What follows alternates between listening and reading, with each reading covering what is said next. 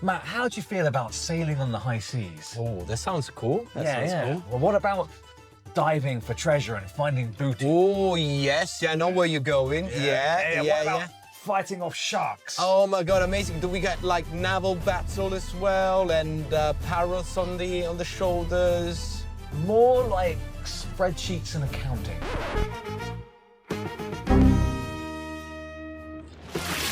Hello and welcome to Board Stupid. My name's Wayne. And I'm Matt. And this is our review Of Thesauros. This is the brand new spicy hot game from Super Meeple. Yep, just fresh from Spiel, so we got it on the table. It had a lot of like buzz around, and we wanted to see why. Yes, we played it a ton, and if you want to hear what we think about it, then maybe consider. Well, hit the subscribe button. It's a treasure. That is a real treasure. It's the real treasure. Yeah. It's the friends we made along the way, and the subscribers that hit the subscribe button. And then the Thesauros. So let's have a look. Let's dive and find out. Good, very good. Rolling dice, feeling nice. Cardboard dreams and game schemes. Click subscribe, it's a vibe. Board Stupid's all we need. Board Stupid, game reviews for you and me. Board Stupid, here's what you should play and see.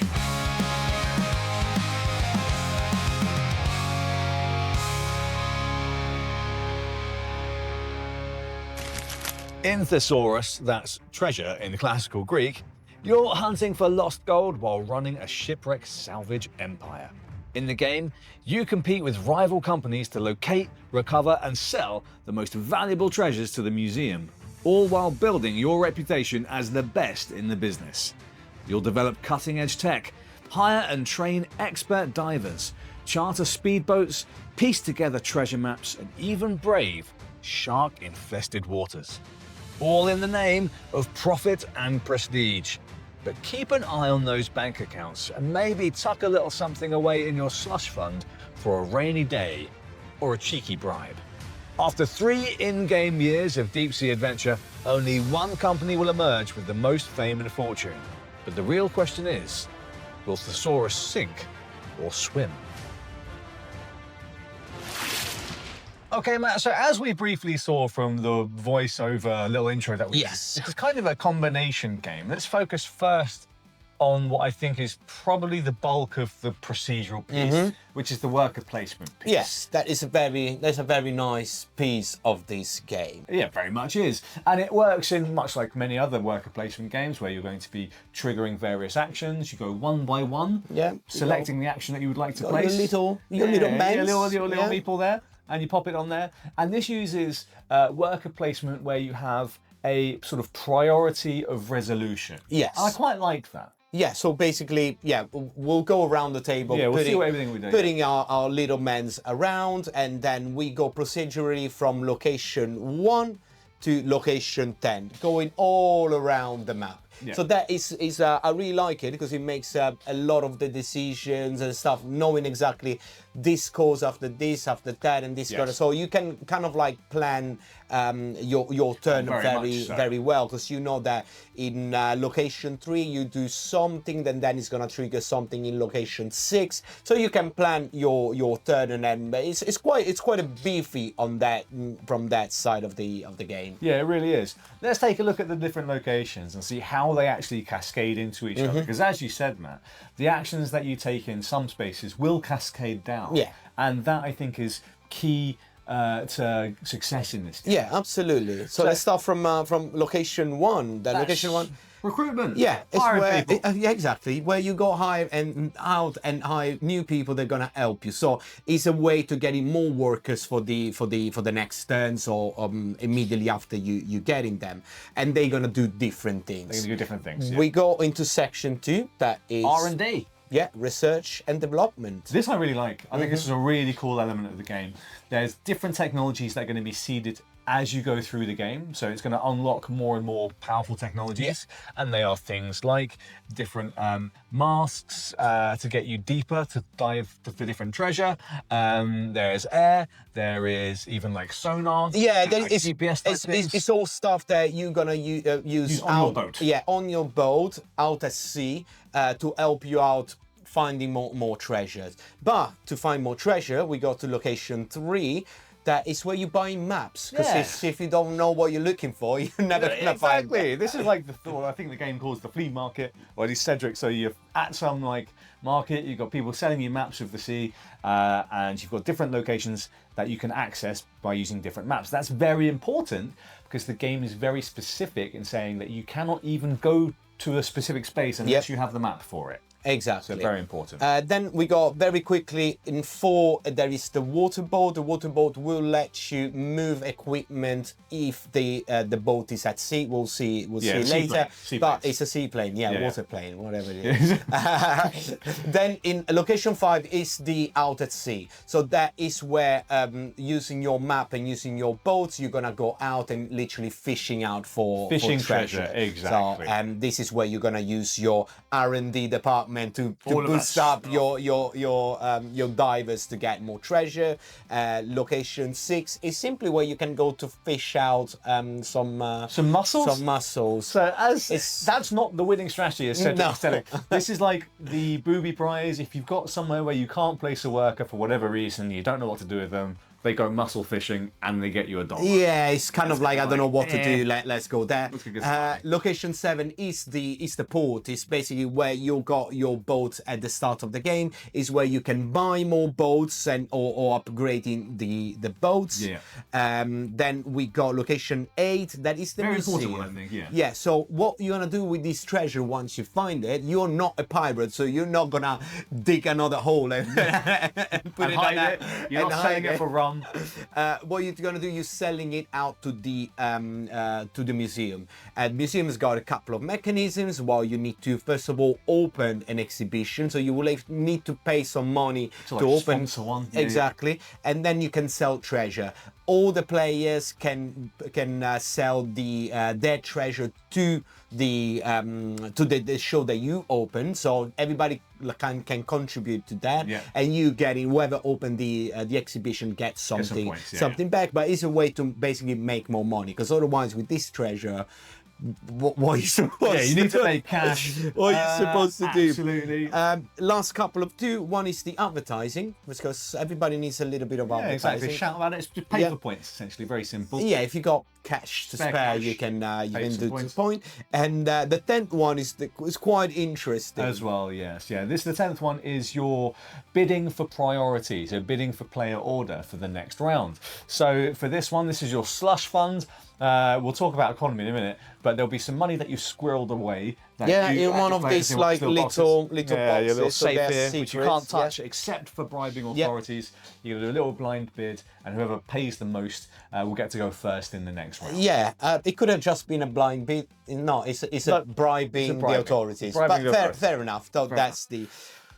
This is in a nutshell is the flow of the game. Yes. So you're gonna hire people, getting more equipment, getting a map, going to sea, finding the treasure, bringing it back, getting money selling, for people, money for more equipment, more for treasure, and so on and so on around the table. The game will end once the all the treasure had been sold. Once the museum is full, that's the end of the game. That triggers the end of the game. Absolutely. Now, it's all nice and cool, because these cascading mechanisms of like I'm doing something in section 2 for the same turn, I'm going in section 5, so I can buy equipment, sell it into section 8, and blah, exactly. blah, blah. You can cascade a lot of those action, making some of the turns really, really interesting in terms of that. Now, this is the game. The game could have been this. So far, so good. But no. Now we need to call the accountant. Did you got your accountant? Right, call it now. This is the moment. This is the moment. The game has got these budgeting mechanisms at the start of every year. That is the start of the year is like round. 3 rounds. Yeah, 3 full rounds. Yeah, exactly. 3-4 rounds, and at the start of the year, you're doing a budget. That means that you're starting the game with a certain amount of money. And for that money, you need to distribute that money in the different section of your board that are related to the different section on the main board. Exactly. Color coded as well. That means that, for example, at the start of each round, you will need to pay your people because, of course, you hire them. You hire the people, you got to pay them. They got a salary. Yeah. So you need to, at the start of the round, think how many men I'm gonna have on the board, how much money will I need up till the end of the year. Yeah. Then you need to think about, oh, but I do want my boat to have some equipment. So you need to put money In the on R&D department, a separate department. Yeah. Same things for the maps, same things for going out at sea, same things for the museum. Yeah. Now, first things we played the game when it was like, all right, it's this and that, and this is not the end of the game. We need to do budgeting. And I was like, what on what? Yeah, it was a bit of a brain melt, I think, wasn't it? It So is, at least, I mean, this is kind of a throwback where you have these old economy-style Euro games. And I think it's what Cedric has done here for Super Meeple for this game. They've blended those two things together. You've got this sort of almost fairly contemporary-ish worker placement game with this priority system, which I really like. Right, resolving from the first come first serve. Yeah. And then you get sort of slightly less good options as you go down the queue, which I like. That. Yeah, so we haven't said about when you go into a location, the first to come, first. Exactly. I mean, it doesn't block someone else from going there. Everyone can go there, but the thing you want might not necessarily be there by the time it resolves for you. So that's all well and good. But as you say, Matt, this is an entire separate bit kind of bolted onto the side where, in addition to all of that, you need to make sure you're distributing your funds correctly. And these two things sort of weave together. Yes. Right? You are constantly getting a flow of cash, which then needs to be distributed and allocated to your budget. Because, of course, if you allocated all your budget into the new tech, then you're not going to have money for the maps. That means that, you got a new tech, but You can't do anything. Your boat is not going to use it. Is that pot doing nothing? You can. You can pimp your boat. Exactly. You can sift and move money from one account to another. There is a penalty for doing so. Not a massive penalty, but as you go through the game, that penalty gets bigger. Bigger and bigger. The more you do it, the more painful that is. And money is quite tight at the beginning. It is tight, especially up till the end of the game. Probably at the end of the game, you got a little bit more cash, but at the start, it's very complicated to get money back. Yes. So that it was a little bit of a surprise thing. Yeah. Then playing it was even more like boo. That's what we were referencing at the beginning. Like, you've got this cool adventure theme which feels kind of piratey, but really no, you are managing a company. That's basically it is. Yes. It's an economy Euro game where you're managing your company. And this piece of it is quite interesting. So let's talk a little bit about the bidding in a little bit more detail. This is a separate fund that you can't access. This is the bit at the beginning of the game. You allocate money here. You put in something at the start of every year. This is your Swiss account, right? This is your tax-free account. Well, at this point, I think this is more like Cayman Islands. This is Cayman Islands account where the taxman can't see it. And this is the money that you will spend to get turn order. And turn order is quite important. It is important, yes. Because as we say, you get priority if you're first in each of the action spaces. And let's talk about those action spaces in terms of the type of workers. You have two types of worker, Matt, and I think it's worth digging into that. You've got your boss, your leader, and then you have your normal worker. Your boss doesn't take a salary. Like, we just assume they take dividends. It's yourself, basically. You're getting money at the end. Exactly. And then you've got your normal workers.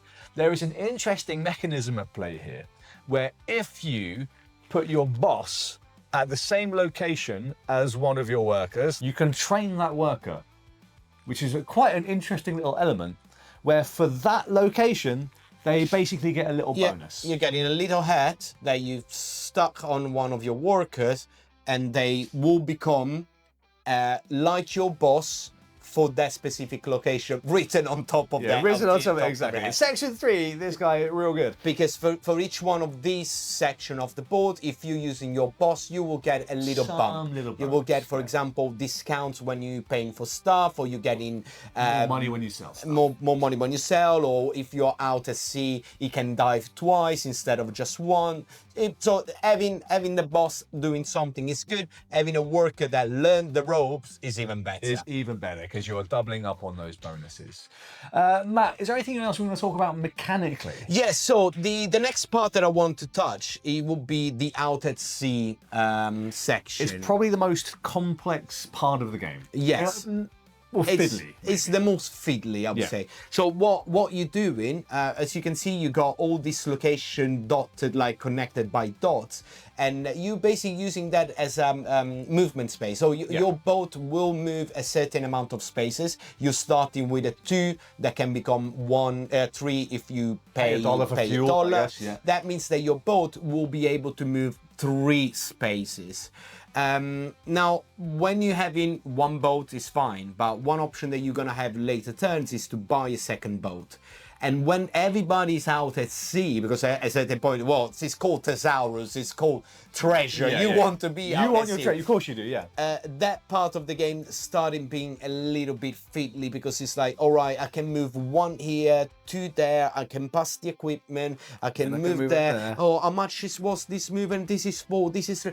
Do I have the equipment for this now? And yeah. It's a little bit fiddly, and on top of that, you got each location will have the map that is kind of like this grid section where you can see exactly what you're gonna find. So it's gonna say, all right, there is a golden treasure at 3 layers down, but you need to have this and that equipment, or there is a shark that you need to avoid, or you need to hunt. That we'll touch about that later. But that section is kind of like this mix of worker placement, movement, and actions. No action selection, but kind of like you can move and you can dive. So you got these 2 actions that you can dive do. and then you can move. Yeah, or you can move only, or you can dive only. It gets a little bit it slows down a bit. It just slows down a bit. Yeah. In terms of the slowest part of the game, it's the sea. Yeah. Which I understand because it's Thesauros, you're diving for treasure. It's kind of built around it. There's with a million of little sub rules and things. Yeah, exactly. So there's another thing about this as well. The maps are not just face up as we've got them here for the beautiful presentation. They are all face down unless you have the actual access to the map.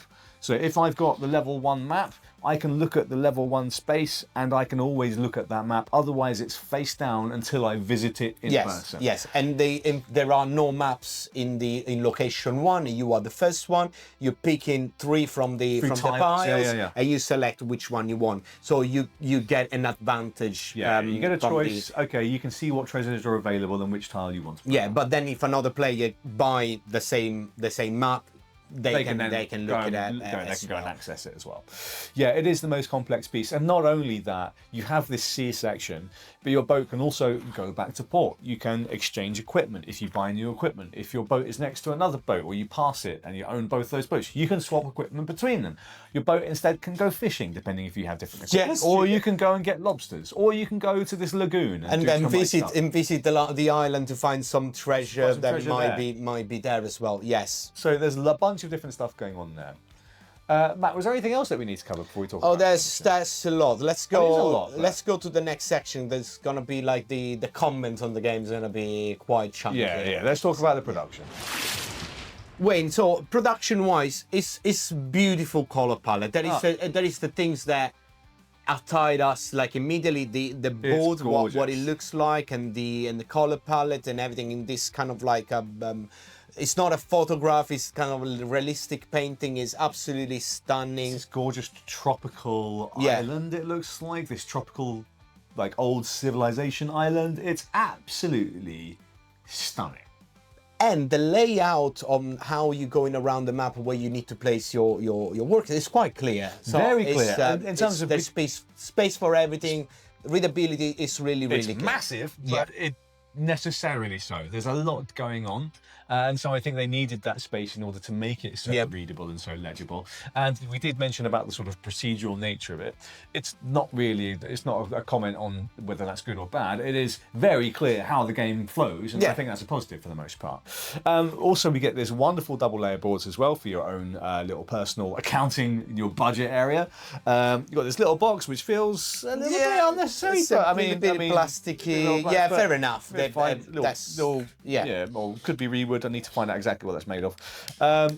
As well, and you got a bunch of different tokens. Now, for the money, but when you say a bunch, I mean a million different tokens. I mean a bunch. Yes, it is a lot. The money is like these little, I suppose, like wraps of dollars, which is quite interesting. I mean, you could have used coins or something like that, but I think it's quite thematic. Can I call out the boat meeples, like those, and the seaplane and the seaplane? Probably the coolest meeple I think I've ever seen. Amazing. Those are very, very nice touch. For the rest, it's really good. Cars and stuff. The extra boats. Your boat that you're gonna buy. It's cool as well. It's got its own board where you can put the equipment and everything. Super cool. Super good.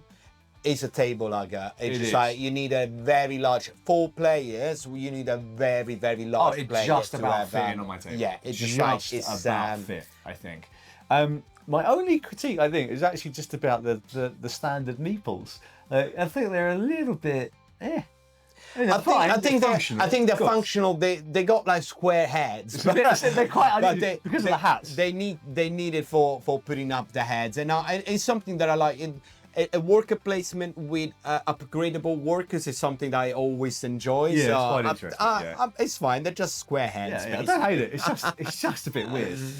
No, for the rest, it's a really, really good production. It's a nice product. Nice it's quite of an inexpensive game. I think it was €65. Yeah, so 60 pounds less. £60 probably. That was going to be so. But there is a lot of components, and again, color palette, I really, really like it. It looks really cool. But let's talk about who's for, how we're feeling, and all that magic stuff. Let's do that. So we found out it's not a pirate game. As we referenced in the little cold open, it's not a pirate game. It's not a pirate game, but do you think that someone likes a pirate game will like this game? I don't know. What is this game for? I mean, I feel like this is for the enjoyer of the old school type economic Euro game. Yes. I think you would really like those kind of games. Anything where you have that flow of money and that you need to manage correctly. Weirdly enough, I think there's some elements, not the same, but when you're managing money, you've got things like power grids, you've got things like Brass Birmingham, anything where you have money that you have to... Yeah. You've got a budget that you need to spend accordingly on stuff. You need to invest your money. Yes. So I think you would like that. If you're a fan of heavier worker placement games, I think you'll also like this too. I think that's typically the kind of person it's for. In terms of who it's not for, I mean, if you are really turned off by the idea of having to do long-term strategic planning, this will not be for you, because that is, you plan your entire year, which is 3 full rounds. Yes. And you need to kind of know what you're doing. If you screw up at the start, well, you probably want to go home. Yeah, you're paying money. There'll be some sort of penalty. You might lose points even in that case. So I think you said it right. It's for those people that likes those heavier, even old school stuff. Something like even like Concordia, that kind of like, because the team is really cool because it's really well integrated into the game. But if it was trading into the Mediterranean, it wouldn't work the same. It would have worked the same, correct? Yeah, 100% right. The complexity of the game. I think this is probably going to have to go in probably the expert section. It is the expert section. Yes, it's the flow of how you going around during your turns, and which sections. All of that is pretty clear because it's the game driving the game. Yes, it's not the player driving what's happening. It's very much we resolve 1, then we go to 2, then we go to 3. So the game plays itself. Let's It put it that resolves very resolves it, nicely, and the rulebook was exceptional, I thought, considering the heaviness of it. Yeah, but at the same times, planning way ahead, having to think about the cascading effect in the different section. Yes. The boating section that is kind of like a mini game in its own thing. It's one of those that if you're AP prone up, I will not think that this is the game for you because it's. There's a lot of decision making, advanced decision making as well, and you might sort of glitch out a little bit if you get to a point where there's a thing that you can't do, and in fact, instead of doing that thing, if you can't resolve an action, you'll lose a point. So the game literally punish you if you didn't plan correctly. Exactly. If you didn't plan correctly, you lose points. So yeah, that's quite punishing. So yeah, definitely the expert category is this. We'll put it together in the same buckets that games like Galactic Cruise came out this year. Different games, they still worker placement, but kind of like in the heaviness of that. Again, if that is your jam, you gotta have plenty. I think you have a great time with it. Yeah, absolutely. Yeah, especially if you like economic games. Absolutely. Matt, let's talk a little bit more about our feelings about this game. Let's do it. Matt, I think one of the first things that came up in my third playthrough was that the game arc felt quite static after the first year. So I feel like basically after year one, so 3-4 rounds, is sort of the start of year two, there's nothing additional that the game really does or unlocks or gives you. So it kind of shoots up in terms of the things that you're allowed to get and do and see, and then it stays relatively stable at that. But that is a characteristic of the game, is that you can do everything from the first action of the first round. There's nothing locked up. You go do it. No one stops you doing anything, and you can already in your first round build like smaller combos, and it's really cool when you start doing it, when you start those things happening. But yes, first it goes up very quickly, and that kind of stays stable. But again, it's an economy game at that point. At that point, it's not much what you're doing on the board itself. You're not adventuring or unlocking things. It's how smart or how good an accountant you are, and that it will be my first critique from the game. Besides this, like going a little bit flat toward the end, that is not. It's not a bad thing. Each game arc is different, right? Yeah, there's a little bit of less. Oh my god, what's gonna happen at the end? Like all the different games, but it's all laying out and the accounting bits of the game. The first times that we played, like it was like start of the second round was 10 p.m. and I spent my weeks on doing budgets for work, and I literally had to flip the table. So I was just like, I cannot do this right now.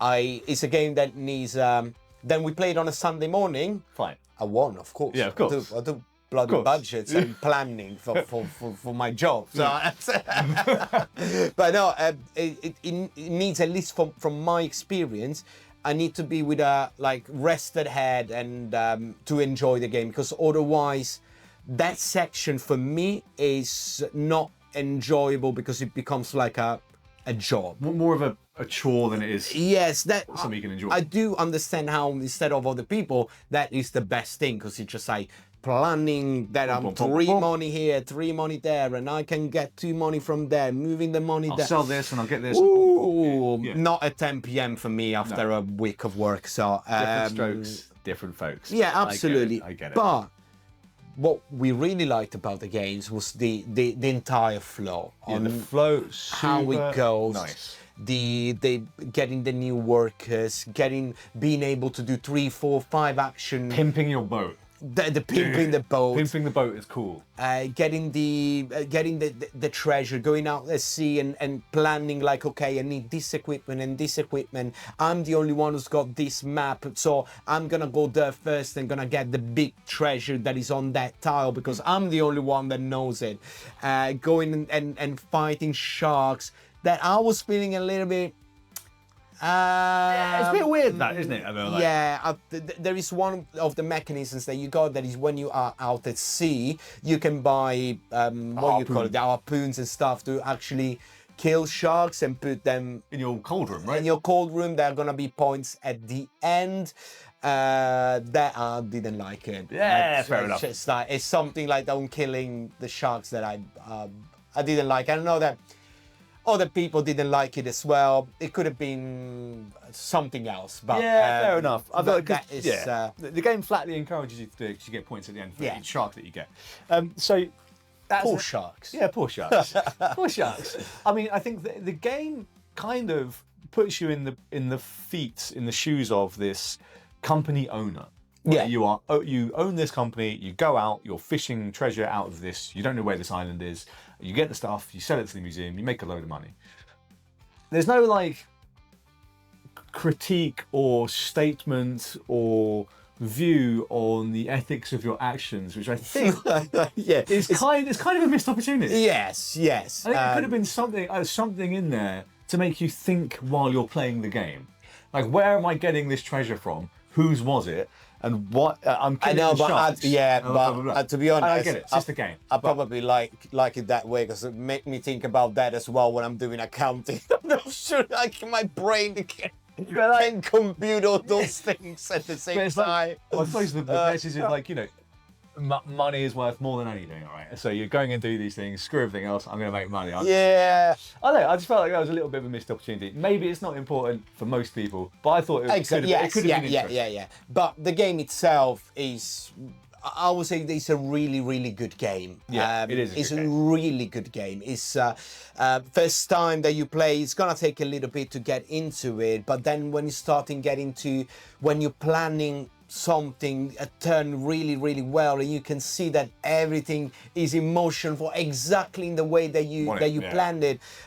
You know that I'm gonna put this money in the bribe pot because I need to be first to make sure that my combo is gonna start, because otherwise my money is gonna get all of it. And when you see that things happen, it's really satisfying. Super satisfying.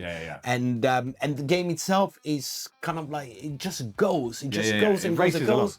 And you're passing like an hour and a half, couple of hours. You finish the game and you don't feel that you spend the entire day playing it. No, exactly. The only other element in terms of critique, we briefly mentioned it, was the slowdown in section 5 when you're doing the deep sea. That's when the turn length can extend a little bit. It can get a little bit sticky because everything else is quite pacey. It's just I understand it's the big piece of the game, but it does kind of it does kind of scream to a halt a little bit there. But yeah, other than that, Matt, I think the question I'd like to ask is whether or not, I think Gilly said this, who we were playing with. Hello, Gilly. Hey, Gilly. Whether or not the juice was worth the squeeze. Because when we think about this in comparison to many of the other heavy Euro games that have been released in the last 3 to 5 years, heavy modern Euro, described as modern Euro, those wide games, I don't think this is a wide game. I think it's a deeper game than it is wide, or at least it's one congruent system. Yeah. And that's why I think it's worth trying out to squeeze it. Yeah, okay. Because the experience around the table doing all of these things is really cool. It is cool, yeah. Again, the planning and everything with the right mindset is really, really cool. Yeah. But I'll see how, I don't know, like after 2, 3, 4 times playing, probably not anymore. I don't know. I felt like the first time we played, I was like, oh my God, I need to go home. Second time playing, I really, really enjoyed it, and I want then so on, and I wanted to play more and more. How many times this is gonna get on our table, I'm not sure. I don't know. If you already have lots of heavy games, it's another solid game. Oh yeah, absolutely. If your collection is just saying the few of the recent, if you got Lutia next to Galactic Cruise, netting to and the Lacerda games, and Power Grid, all these ones. Yeah. This fits perfectly. Yeah, just like that. Great. You can find space to put this one as well, because that is your type of meal. absolutely, you're not gonna regret it. It's a really, really good game. For a more less heavier game, I think the economic side might throw off a lot of like more intermediate advanced players. Yeah, I agree. Right, Matt, is there anything else you want to say, or should we move on to the next bit? I would say that at the end of the day, we did enjoy playing it. We did enjoy it. Despite all that stuff, accounting. we really enjoyed playing it. It is. So it wasn't a negative, negative point. It's just like telling you guys what we think and what was our personal experience for the game. I'm really glad that we managed to get a copy. I'm really glad that we played a few times. I'm really glad that we got it and we had this experience. And it's fun actually, because talking about the experience for the process of this review actually, weirdly enough, makes me want to play it again. So that's a positive for you. That's what happened.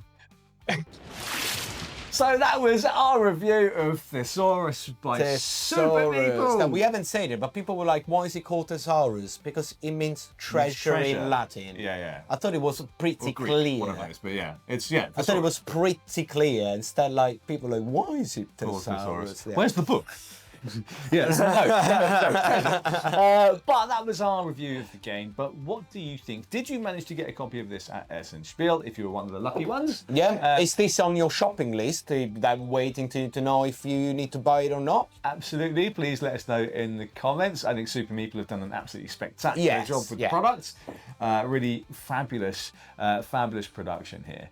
Compared to those other games, let us know what you think as well. Yeah, exactly. Of those other ones that we mentioned. Yeah, exactly. Like where it sits with the on that shelf, basically. Absolutely. And what else you can do is check the Patreon page as well. That is going to help us finding treasures. Exactly. Yes, it does. It helps us find treasures. You can click the Patreon, and we've got treasures for you. You can dig and find lots of exclusive content. Oh yes, exactly. That's really good. Thank you. Yeah, really, really good. That's nice. But otherwise, just click the subscribe button. No, that treasure is floating in the water. It's the easiest treasure to. It's a golden treasure that is there for free. No one was there. How we was? Oh, it's right here. No, I found it. Hey, take it. Exactly. Press that button. You can check out the rest of our videos, and we will see you at the next one. Ciao. Game reviews for you and me. Here's what you should play and see.